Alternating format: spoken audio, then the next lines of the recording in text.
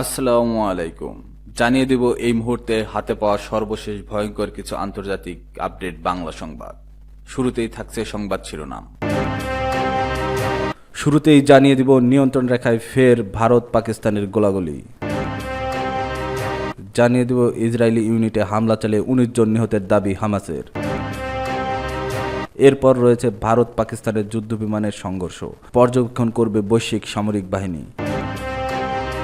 সর্বশেষ থাকছে ভারত পাকিস্তান সংঘাত আমাদের কোনো বিষয় নাই বলেছেন যুক্তরাষ্ট্র। এতক্ষণ শুনছিলেন সংবাদ শিরোনাম, এবার বিস্তারিত। প্রিয় দর্শক, আপনি যদি এই চ্যানেলে নতুন হয়ে থাকেন, ভিডিওটি দেখতে দেখতে চ্যানেলটি সাবস্ক্রাইব করে আমাদের সাথেই থাকুন। নিয়ন্ত্রণ রেখায় ফের ভারত পাকিস্তানের গোলাগুলি। আবারও নিয়ন্ত্রণ রেখা বরাবর গোলাগুলি হয়েছে ভারত পাকিস্তানের মধ্যে, তবে এতে হতাহতের বা ক্ষতির কোনো তথ্য পাওয়া যায়নি। বৃহস্পতিবার রাতে ভারতের বেশ কিছু স্থানে ক্ষেপণাস্ত্র হামলা চালিয়েছে পাকিস্তান।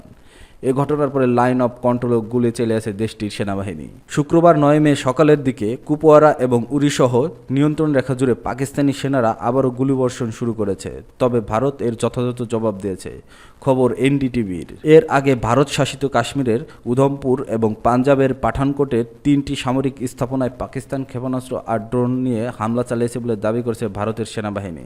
তবে ভারতের এই অভিযোগ নাকচ করে দিয়ে পাকিস্তানের প্রতিরক্ষামন্ত্রী খাজা মোহাম্মদ আসিফ বলেছেন, ভারত শাসিত কাশ্মীরের কোনো হামলার দায় তার দেশের নয়। এদিকে পাকিস্তানের প্রধানমন্ত্রী শেহবাজ শরীফের সঙ্গে ফোনে কথা বলেছেন মার্কিন পররাষ্ট্রমন্ত্রী মার্ক রুবিও। এ সময় তিনি রুবিওকে জানিয়েছেন, আত্মরক্ষায় পদক্ষেপ নেওয়ার অধিকার পাকিস্তানের আছে। বলেছেন, ভারতের হামলা পাকিস্তানের সার্বভৌমত্ব ও আঞ্চলিক অখণ্ডতা লঙ্ঘন করেছে। একই সঙ্গে দক্ষিণ এশিয়া অঞ্চলে শান্তি ও স্থিতিশীলতাকে মারাত্মকভাবে বিপন্ন করেছে। এদিকে সীমান্তবর্তী এলাকাগুলো ভোর পর্যন্ত ব্ল্যাক আউট ছিল। এর আগে ভারতের ক্ষেপণাস্ত্র হামলার জবাবে লাইন অফ কন্ট্রোলে ব্যাপক গোলাবর্ষণ করে পাক বাহিনী। এতে প্রাণ হারিয়েছে ১৬ ভারতীয়। ইসরায়েলি ইউনিটে হামলা চালিয়ে ১৯ জন নিহতের দাবি হামাসের।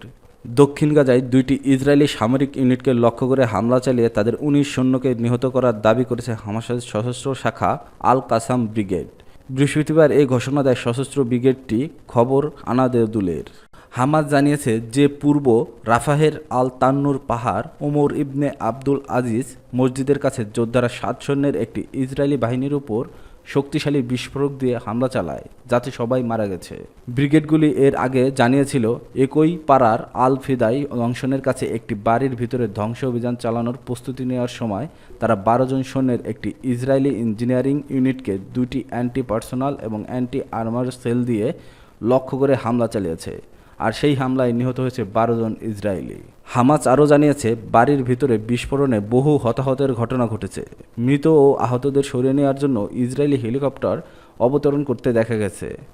আল কাসাম জানিয়েছে, পূর্ব রাফাহের আল জেনিনা পাড়ায় ইসরায়েলি সেনাদের সঙ্গে হামাসের যোদ্ধারা তীব্র যুদ্ধে লিপ্ত হয়েছে, যদিও এসব নিয়ে কোনো মন্তব্য করেনি ইসরায়েলি সেনাবাহিনী। সোমবার ইসরায়েলি সামরিক বাহিনীর এক আপডেট অনুসারে ৭ অক্টোবর ২০২৩ সাল থেকে মোট ৮৫৪ জন ইসরায়েলি সেনা নিহত হয়েছে, যার মধ্যে ১৮ মার্চ গাজায় গণহত্যা শুরু হওয়ার পর থেকে ৬ জন রয়েছে। ২০২৩ সালের অক্টোবর থেকে আহত ইসরায়েলি সেনার সংখ্যা দাঁড়িয়েছে ৫,৮৪৭। গাজার অভ্যন্তরে স্থল আক্রমণে ২,৬৪১ জন আহত হয়েছে। এই পরিসংখ্যানের মধ্যে গাজার দক্ষিণ লেবানন এবং পশ্চিম তীরে সামরিক মৃত্যুর ঘটনাও অন্তর্ভুক্ত। তবে তথ্য থাকা সত্ত্বেও ইসরায়েলি সেনাবাহিনীর বিরুদ্ধে প্রায়শই তাদের ক্ষয়ক্ষতির প্রকৃত পরিমাণ গোপন করার অভিযোগ আনা হয়। অন্যদিকে ৭ অক্টোবর ২০২৩ সালের ইসরায়েলি সেনাবাহিনীর গাজায় নৃশংস সামরিক আক্রমণ শুরুর পর থেকে গাজায় প্রায় ৫২,৮০০ জন নিহত হয়েছে, যাদের বেশিরভাগই নারী ও শিশু। ভারত পাকিস্তানের যুদ্ধবিমানের সংঘর্ষ, পর্যবেক্ষণ করবে বৈশ্বিক সামরিক বাহিনী। চীনা নির্মিত পাকিস্তানি জেট এবং ফ্রান্স নির্মিত ভারতীয় রাফায়েল যুদ্ধবিমানের মধ্যে লড়াই বৈশ্বিক সামরিক বাহিনীর গভীরভাবে পর্যবেক্ষণ করবে।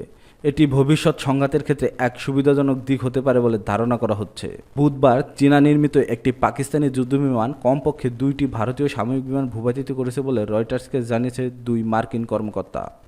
এটি বেইজিংয়ের উন্নত যুদ্ধবিমানের জন্য এটি সম্ভাব্য বড় মাইল ফলক। বিমান সংঘাতটি সামরিক বাহিনীর জন্য সক্রিয় যুদ্ধে পাইলট যুদ্ধবিমান এবং আকাশ থেকে আকাশে নিক্ষেপযোগ্য ক্ষেপণাস্ত্রের কর্মক্ষমতা অধ্যয়ন করার এবং তা ব্যবহার করে তাদের নিজস্ব বিমান বাহিনীকে যুদ্ধের জন্য প্রস্তুত করার একটি বিরল সুযোগ। বিশেষজ্ঞরা বলেছেন, উন্নত অস্ত্রের সরাসরি ব্যবহার বিশ্বজুড়ে বিশ্লেষণ করা হবে, যার মধ্যে রয়েছে চীন এবং মার্কিন যুক্তরাষ্ট্র।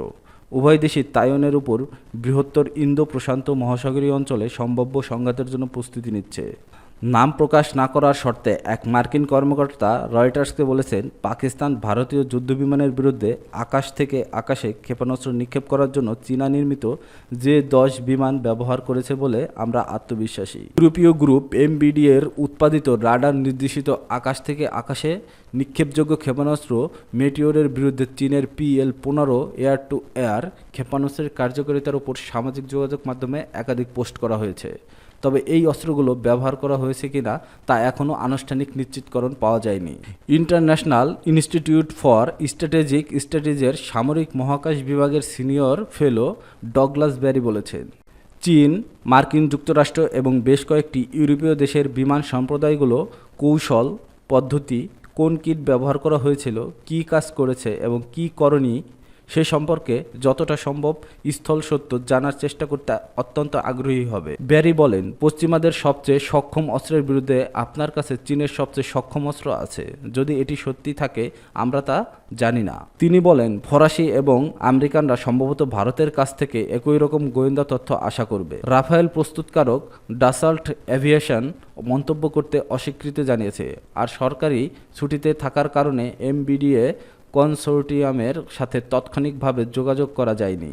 ভারত পাকিস্তান সংঘাত আমাদের কোনো বিষয় নয়, বলেছে যুক্তরাষ্ট্র।